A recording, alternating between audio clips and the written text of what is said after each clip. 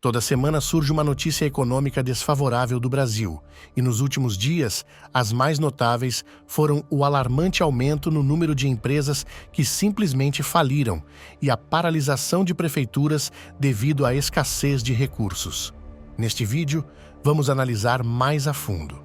É evidente que tanto o setor privado quanto o setor público estão enfrentando uma crise significativa.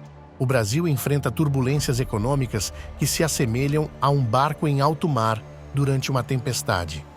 Mesmo quando recebemos algumas informações positivas sobre nosso país, elas são rapidamente suplantadas por várias notícias negativas, à medida que mais empresas vão à falência e os governos enfrentam déficits financeiros.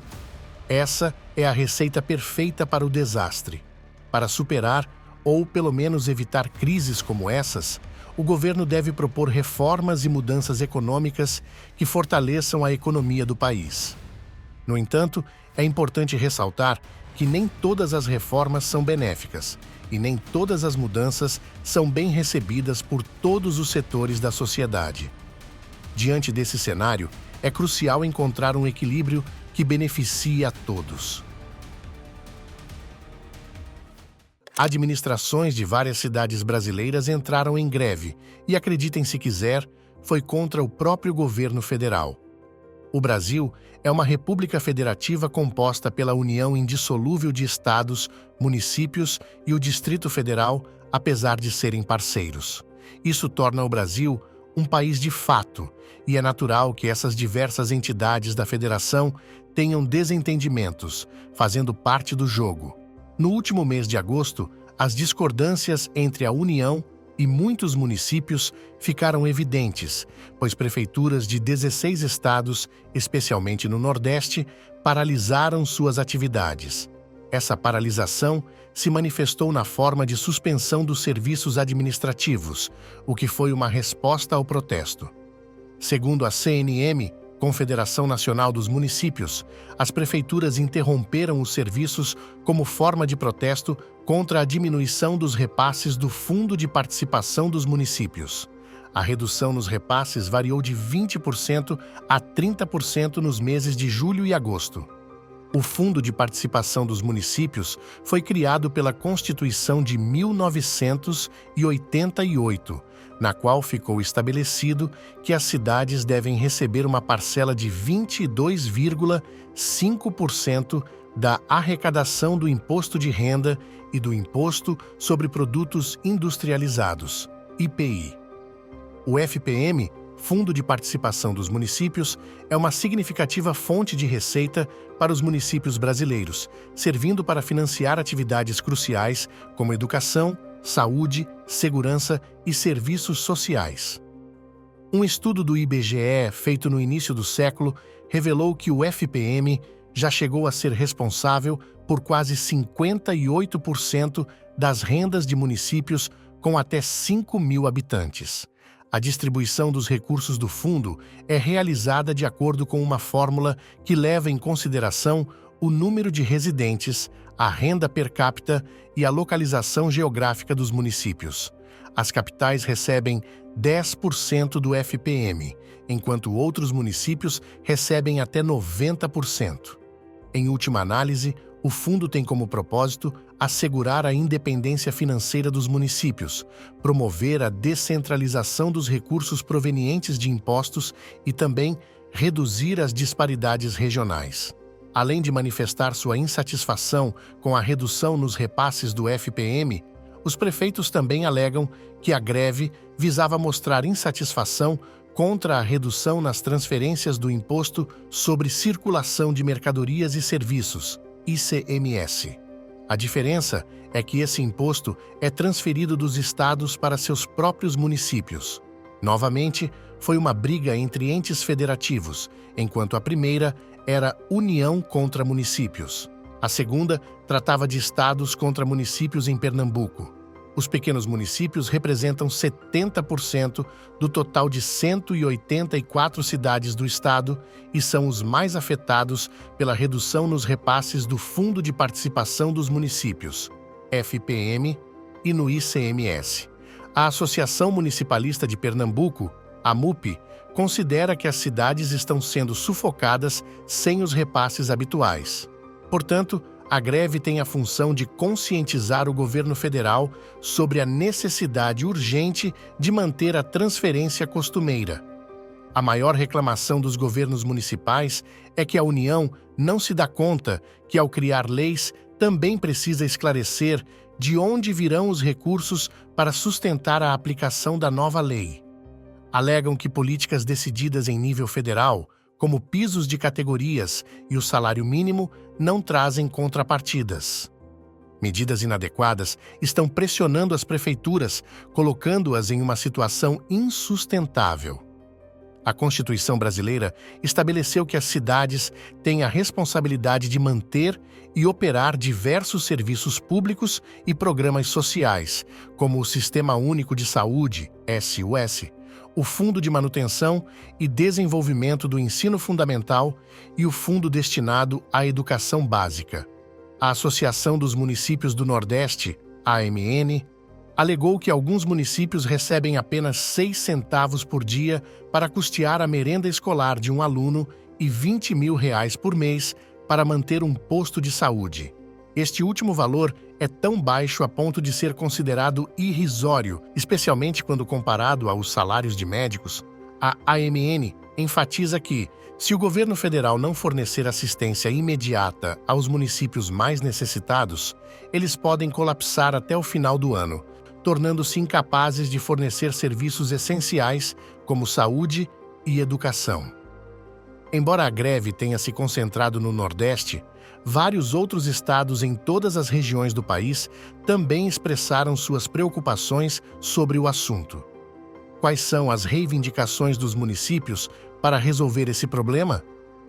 Em primeiro lugar, eles pedem que o presidente Luiz Inácio Lula da Silva sancione imediatamente a PEC 25 de 2022, que prevê um aumento de 1,5% nos repasses do Fundo de Participação dos Municípios.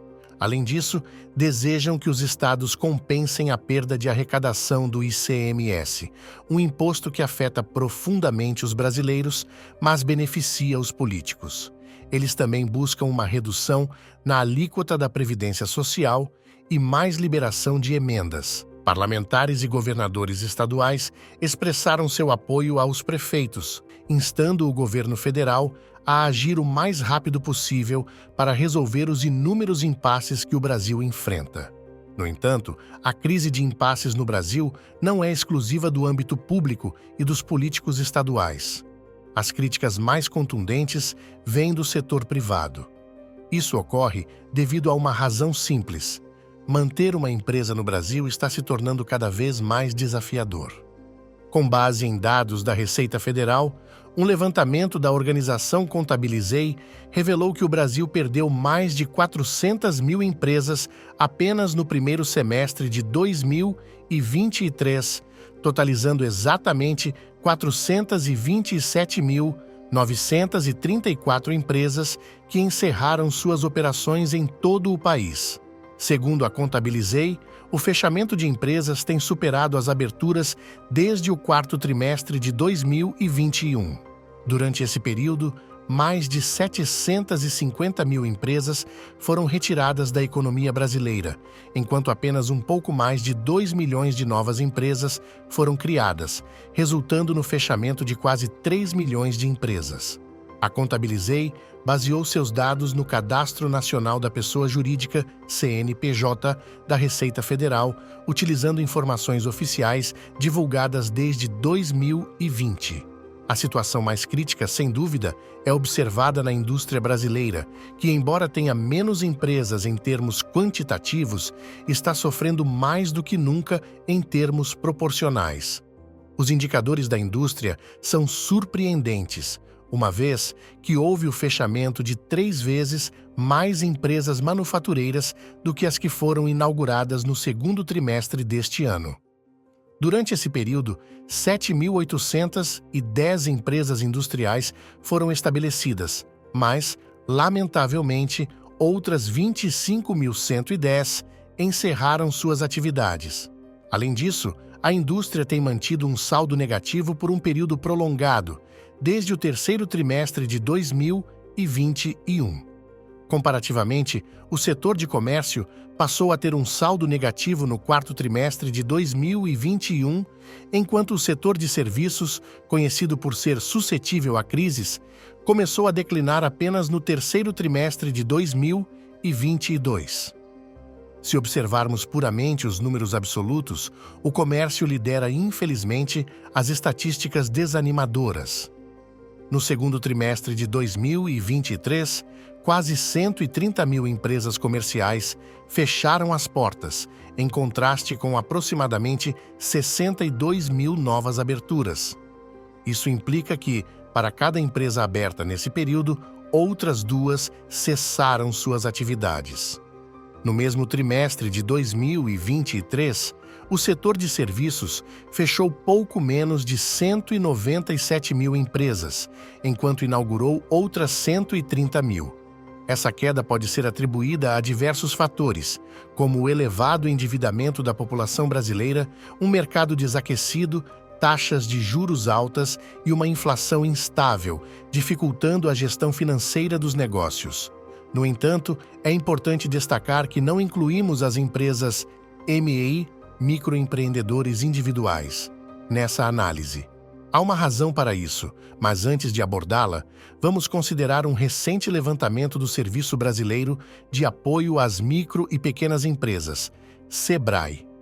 Esse estudo revelou que, mesmo em um cenário econômico volátil, as micro e pequenas empresas geraram cerca de 710 mil empregos durante o primeiro semestre e impulsionaram a criação de empregos formais no país, correspondendo a aproximadamente 70% do total de vagas com carteira assinada criadas no período. O quadro é semelhante ao que já havia sido registrado nos primeiros semestres de 2021 e 2022. Esses números são promissores, mas não revelam a situação completa, que está longe de ser positiva.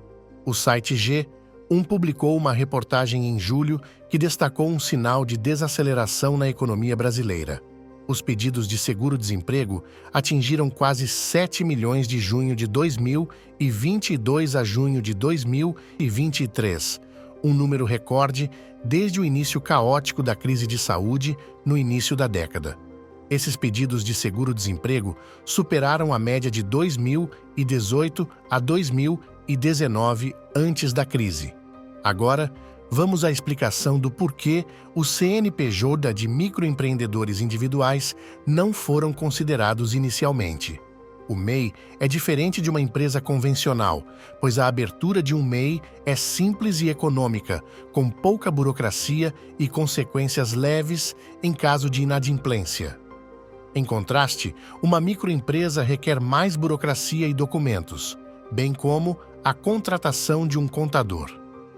O MEI é mais suscetível às flutuações econômicas de curto prazo.